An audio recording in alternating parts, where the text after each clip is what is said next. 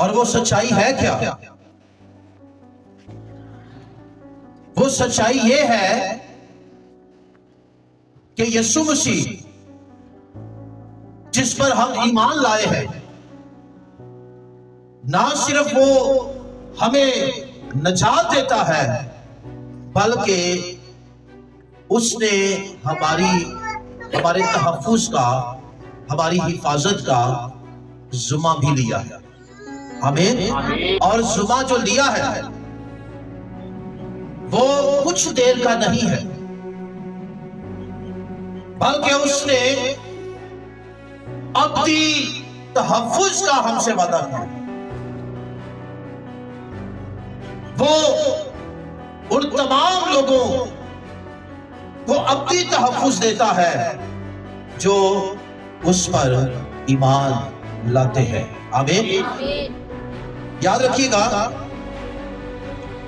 تحفظ ہماری بلکہ ہر دور میں ہر کسی انسان کی اہم ضرورت ہے۔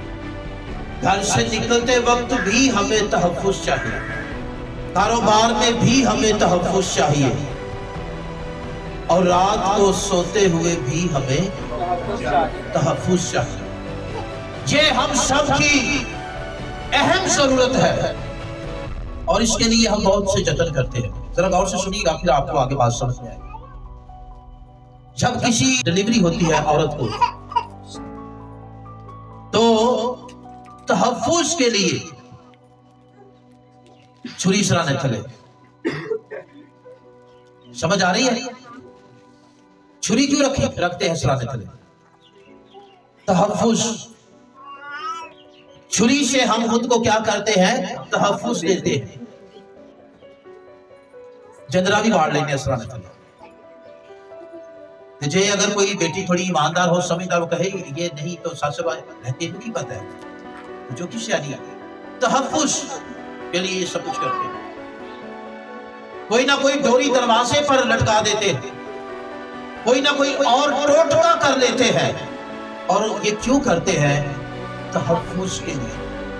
آپ بھروسہ کیجئے، یقین کیجئے، اور اگر آپ کے پاس تحفظ، الہی تحفظ، خدا کے بیٹے کا تحفظ نہیں ہے تو اپنے آپ کو درست کیجئے۔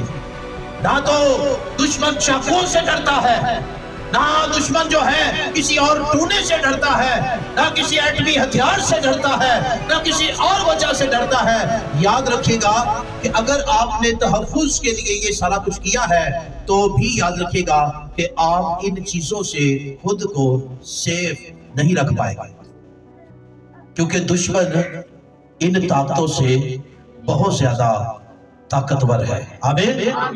لیکن اگر آپ، جیسے آپ نے نجات کے لیے خدا کے بیٹے کے ہاتھوں میں سے بہتے ہوئے لہو کو قبول کر لیا ہے اور نجات پالی ہے، اسی طرح ان ہاتھوں پر یقین کیجئے کہ وہ آپ میں سے ہر کسی کی حفاظت کرے گا۔